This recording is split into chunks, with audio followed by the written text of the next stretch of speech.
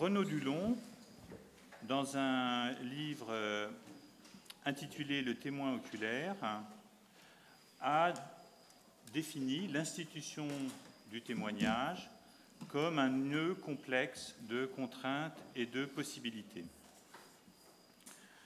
Michael Pollack, dans l'expérience concentrationnaire, un travail sur les victimes de la Shoah, a pluralisé les conditions de production des témoignages en distinguant, à l'intérieur de cette institution générale du témoignage, les différentes formes de témoignage. Donc, la déposition judiciaire.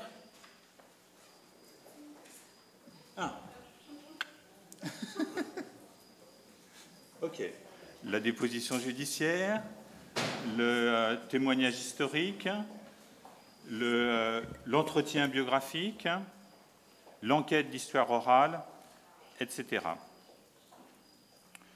Nous proposons d'introduire la notion de dispositif de prise de parole pour préciser les conditions dans lesquelles les témoignages sont produits et reçus. Nous indiquons par là l'ensemble des éléments matériels et langagiers par lesquels se prépare l'énonciation des témoignages et la manière dont ils sont reçus par ceux qui sont également engagés dans ce dispositif. La notion de dispositif nous semble intéressante parce qu'elle permet de préciser conceptuellement en définitive des notions qui sont souvent utilisées d'une manière assez floue pour caractériser ces conditions de production du témoignage. Certains vont parler de contexte, d'autres de setting, d'autres d'institution, etc. Il nous semble que la notion de dispositif permet conceptuellement de préciser une réalité pertinente qui permet de mieux comprendre à la fois comment s'expriment les personnes et comment leur parole est reçue à l'intérieur de cette réalité. Notre travail vise, dans ce cadre, à comprendre le travail normatif des témoins, c'est-à-dire l'ensemble des énoncés à portée évaluative qu'ils prononcent lorsqu'ils sont témoins dans un dispositif. Ce travail normatif entremêlant d'une manière générale des énoncés qui, pour les uns, portent sur le dispositif lui-même, leurs commentaires sur les conditions dans lesquelles ils s'expriment, sur les possibilités ou non qui leur sont données de s'exprimer, etc., ainsi que le travail normatif dans le dispositif, c'est-à-dire dans leur témoignage, les énoncés qu'ils peuvent porter sur des états de choses au-delà du dispositif dans lequel ils s'expriment. Pour étudier cette question, nous avons choisi de nous centrer sur un cas. D'une part, je parlerai aujourd'hui d'un dispositif de prise de parole qui est tout à fait spécifique, bien que son importance dans nos sociétés soit considérable, qui est l'audience pénale. Et nous avons choisi de traiter les témoignages à propos d'une affaire de santé publique, l'affaire de l'hormone de croissance contaminée en France. Il se trouve que nous avons conduit autour de cette affaire un ensemble d'enquêtes auprès des personnes qui s'estimaient victimes de cette contamination d'un traitement. Et en quelque sorte, le procès, si je puis dire, nous est tombé dessus. C'est-à-dire, alors même que nous avions enquêté auprès de ces personnes pour comprendre leur trajectoire confrontée à ce drame, le procès pénal, dont la tenue restait encore incertaine, s'est finalement tenu et nous avons pu assister, avec en arrière-plan une assez bonne connaissance de l'affaire dont il était question et du parcours des victimes qui venaient s'y exprimer, nous avons pu assister à cette audience assez longue, j'y reviendrai. Donc, c'est un procès dit de masse, c'est-à-dire un procès dans lequel les victimes, en nombre, sont venues témoigner devant le tribunal de la nature de ce qui pouvait leur être arrivé, et en tout cas ont pris la parole devant ce tribunal.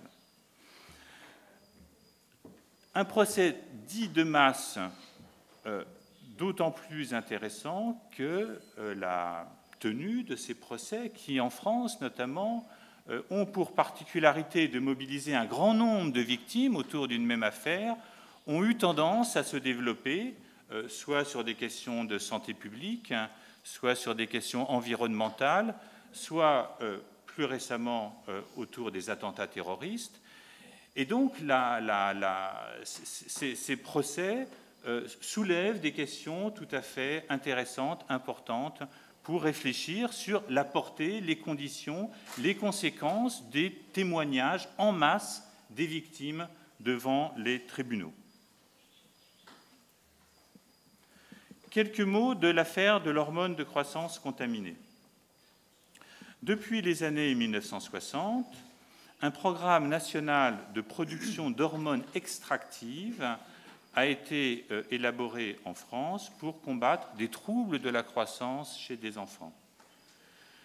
Jusqu'en 1988, le traitement en question se basait sur des hormones extraites de l'hypophyse, qui est une glande située à la base du cerveau, qui était prélevée sur des cadavres à l'hôpital. Et en 1988 sont apparus les premiers cas de la maladie de Creutzfeldt-Jakob, donc iatrogène, c'est-à-dire consécutive à la contamination de ces traitements par un agent infectieux, une maladie qui est une maladie neurodégénérative, mortelle et sans traitement connu encore aujourd'hui. En 2018, parmi les 1000 patients qui ont reçu des produits potentiellement contaminés à cette époque, dans les années 80, 120 sont morts de la maladie de Creutzfeldt-Jakob, le dernier cas ayant été recensé l'an dernier en 2017. C'est aussi une maladie à incubation très lente. Quelques mots de l'affaire judiciaire, et notamment de l'affaire pénale, sachant qu'il y a aussi une procédure civile, plusieurs procédures civiles qui ont été engagées. En 1991, une première plainte a été déposée au pénal. En 2008, donc, le procès pénal s'est tenu à Paris contre des médecins et des chercheurs, qui étaient responsables de ce programme. Une salle spéciale qu'on voit sur cette photo a été construite à l'intérieur du palais de justice de Paris pour accueillir les familles en nombre qui avaient rejoint la procédure et qui étaient amenées à témoigner devant le tribunal. Et nous avons mis des photos de personnes, des témoins et victimes, soit brandissant des banderoles à l'extérieur du tribunal, soit se rassemblant pour la photo avec leur avocat, sachant que plusieurs avocats ont été mobilisés sur cette affaire, tant du côté des parties civiles que du côté de la défense. Point non pas de détail, mais de précision juridique, dans le droit pénal français, des personnes qui s'estiment victimes d'une infraction pénale peuvent se porter partie civile, c'est-à-dire demander, dans le cas d'une action pénale, des indemnisations pour les dommages dont elles s'estiment atteintes. Ce n'est pas le cas dans de nombreux pays comme aux États-Unis ou d'autres. Les travaux, un certain nombre des travaux assez nombreux, évidemment, se sont intéressés aux témoignages au judiciaire. Une caractéristique des travaux qui se sont intéressés particulièrement au langage que tiennent les témoins devant le tribunal, une caractéristique de ces travaux est, en définitive, d'homogénéiser très souvent le langage que tiennent les témoins, les victimes. Alors c'est très net dans les travaux de Vinadas, qui est une anthropologue qui a bien connue, qui travaille sur la souffrance morale, moral suffering, qui, notamment dans son travail sur la catastrophe de Bhopal en Inde, a montré ou voulu montrer comment la communauté des victimes dans son ensemble développait sa vision homogène de la catastrophe de Bhopal et a voulu montrer comment cette communauté de victimes, avec sa vision de la catastrophe, s'était heurtée à la vision homogène que les magistrats ou les médias pouvaient avoir de la même catastrophe. Et donc, elle décrit dans son travail la tension globale entre, d'un côté, une communauté de victimes, avec son propre langage, sa propre manière de concevoir les responsabilités, les imputations et les souffrances, et de l'autre côté, des professionnels du droit qui, selon eux, imposent aux victimes, dans leur ensemble, le langage juridique et leur vision personnelle en tant que magistrats de la catastrophe.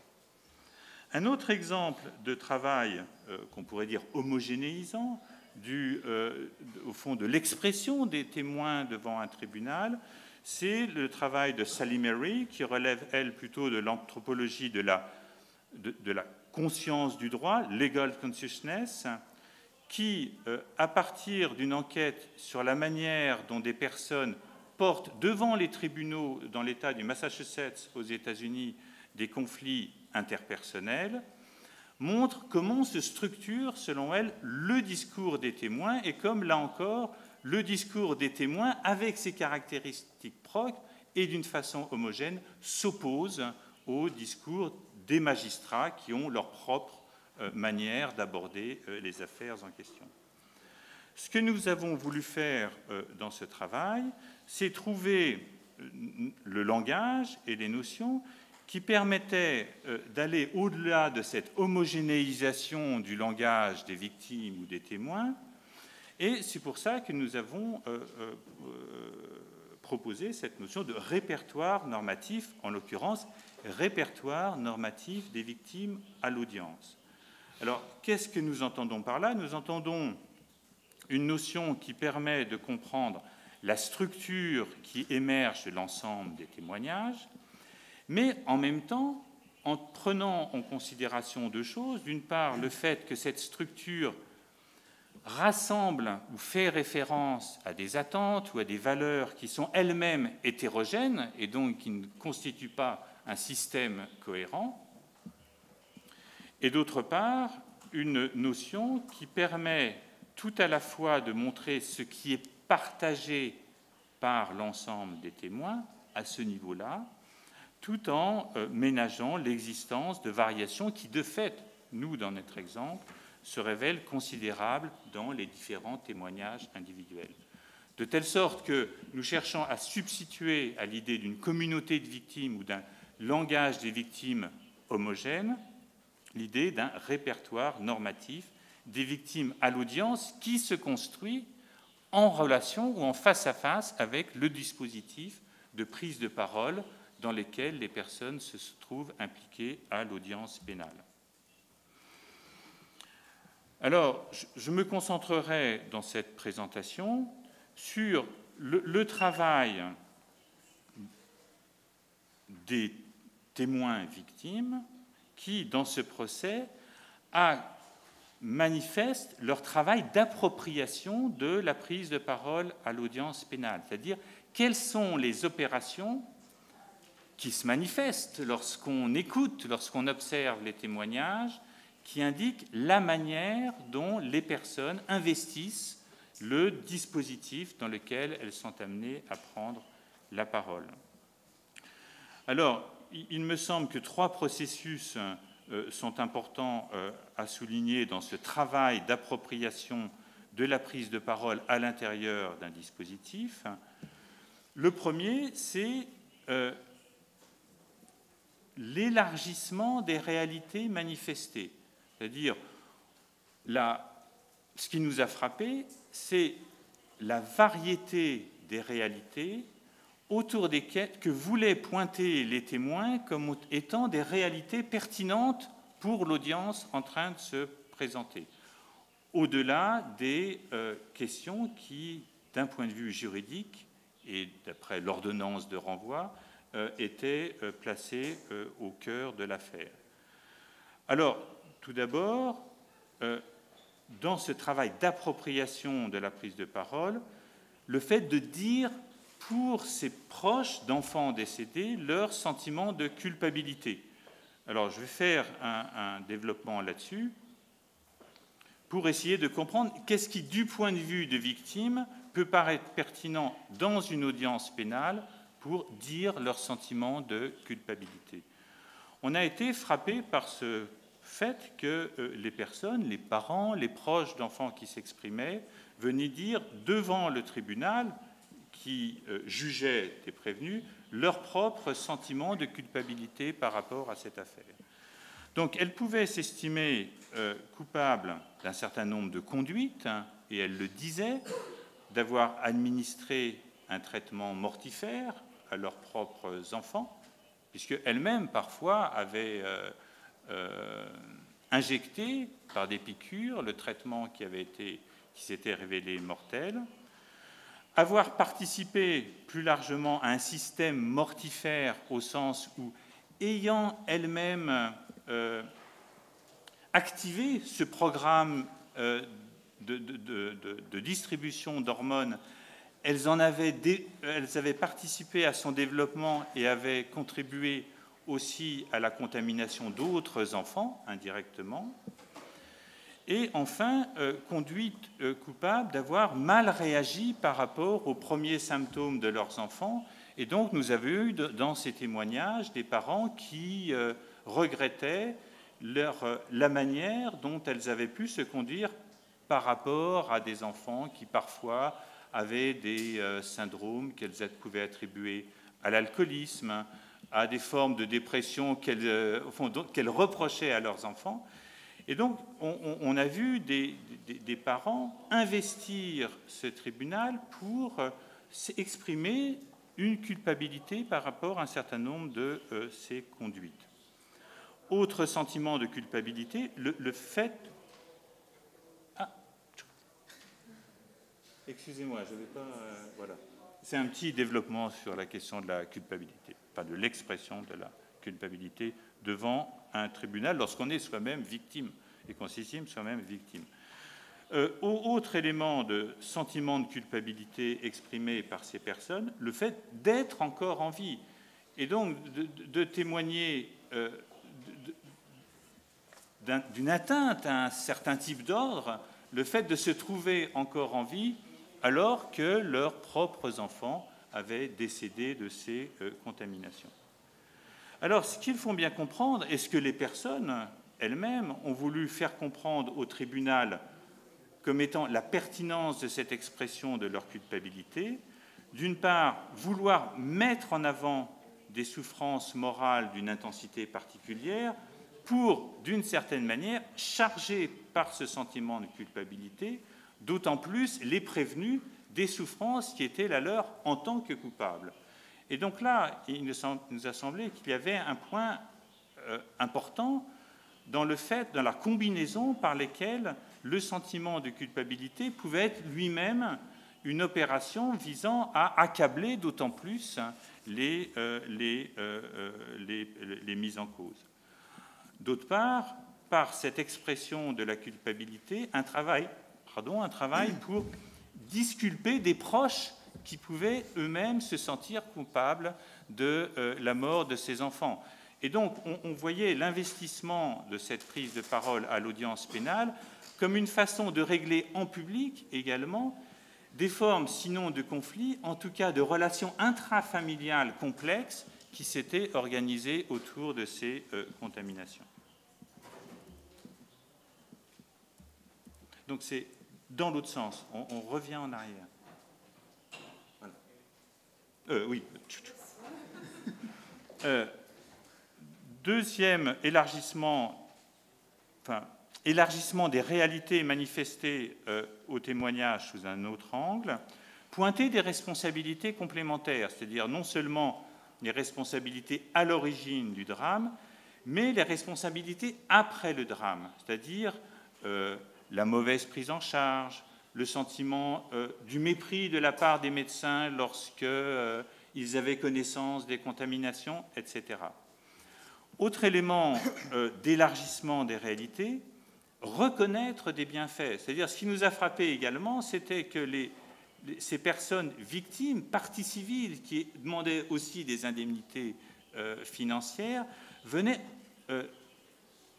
prenaient le tribunal comme un moment plus largement de distribution des rétributions à la fois positives et négatives dans cette affaire, et en particulier tout en accablant certains médecins, reconnaissant des bienfaits, des actions positives d'autres médecins par rapport à la situation qui était la leur. Et enfin, rappeler la valeur et la dignité des personnes qui étaient décédées dans une opération qui, d'ailleurs, me rappelait beaucoup celle dont a parlé hier soir Vittorio Talone à propos des personnes qui travaillent cette mémoire actentielle à l'intérieur de groupes de support. Alors, autre processus d'appropriation de ce dispositif, l'explicitation des finalités du dispositif. C'est un point qui nous paraît central dans la compréhension de ce travail normatif, c'est le fait que les personnes attribuent elles-mêmes un certain nombre de finalités du dispositif dans lesquelles elles prennent la parole et justifient la façon dont elles parlent au vu de ces finalités. Alors, je serai bref, sur les deux premières, investir la finalité punitive du procès pénal, c'est-à-dire dire devant les tribunaux la nature des sanctions que les personnes estimaient nécessaires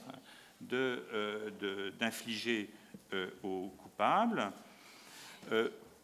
indiquer que le procès, d'une façon classique, devait être là pour éviter le retour du drame, mais je préciserai également ce travail d'explicitation de finalités moins classiques, en tout cas au niveau doctrinal, concernant la conception qu'on peut avoir du procès pénal, tout d'abord, et d'une façon très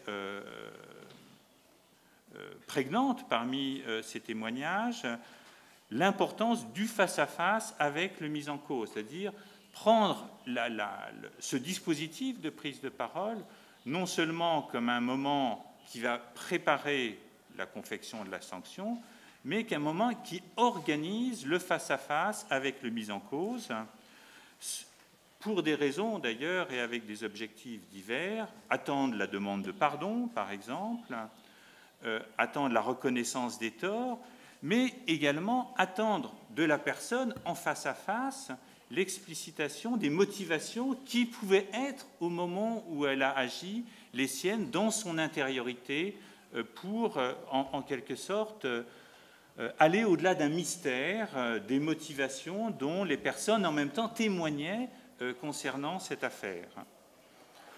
Autre finalité du dispositif, et parfois de la part d'un certain nombre de témoins contre ceux qui voulaient mettre en avant la finalité punitive du procès pénal, une finalité de compréhension de la vérité et de la simple compréhension de la vérité du drame en dehors de toute préoccupation de sanction. Et enfin, l'insistance de la part de certains sur, au fond, le procès comme un moment de rétablissement d'une égalité, notamment entre les puissants et les gens ordinaires.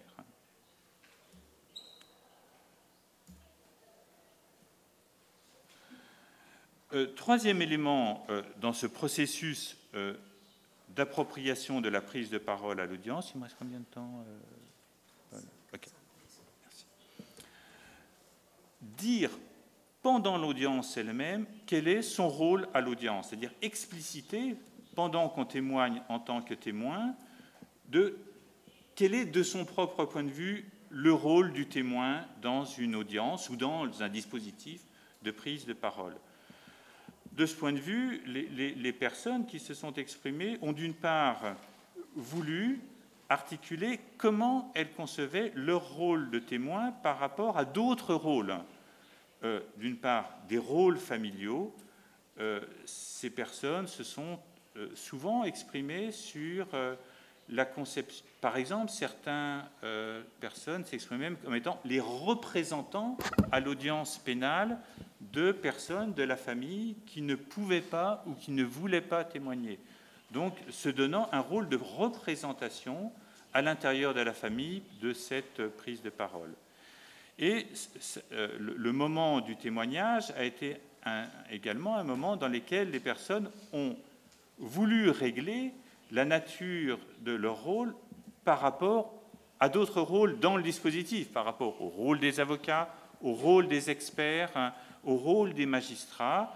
Certains ont consacré plusieurs développements, par exemple, sur la nature des compétences spécifiques qu'elles pouvaient avoir concernant cette affaire, concernant la compréhension des dommages qui pouvaient être les leurs, y compris pour non pas se distancier, mais compléter la nature de ce que pourraient dire ou de ce qu'allaient dire les avocats à l'audience. Certains disant « Moi seul peux témoigner du vécu qui a été celui de la famille pendant cette histoire, et au fond, je souhaite m'exprimer parce que je sais que mon avocat ne peut lui-même pas en dire grand-chose », ou certains s'exprimant comme ayant une compétence particulière pour pointer des responsabilités, tel père, par exemple, ayant des fonctions de responsabilité importantes dans une entreprise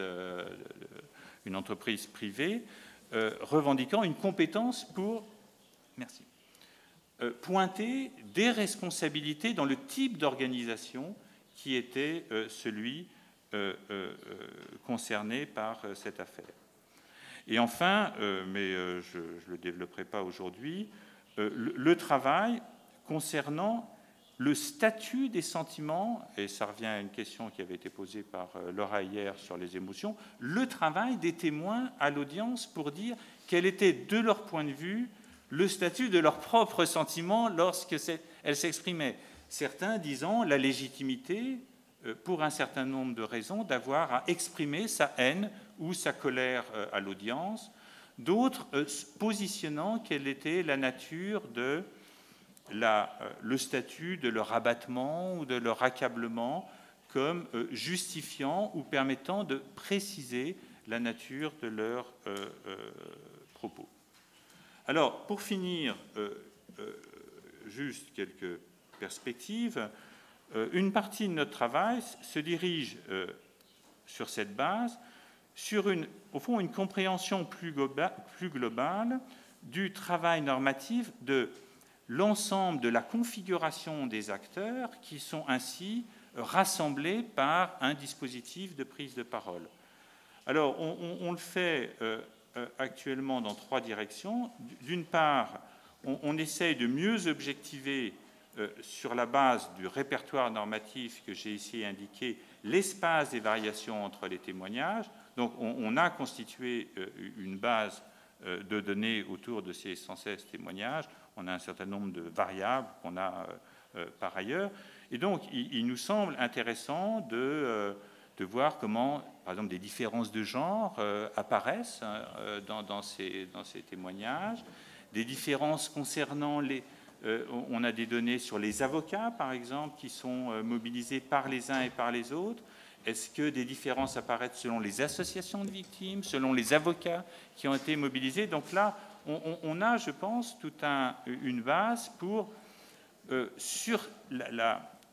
à partir de la compréhension de ce répertoire normatif, objectiver l'espace des variations et comprendre l'espace des variations qui ainsi s'établissent. D'autre part, et ça c'est un travail que nous avons déjà réalisé, on a travaillé sur les réactions des autres acteurs par rapport à ces témoignages. Donc, notamment un point très intéressant, c'est comment les avocats eux-mêmes construisent dans leur plaidoirie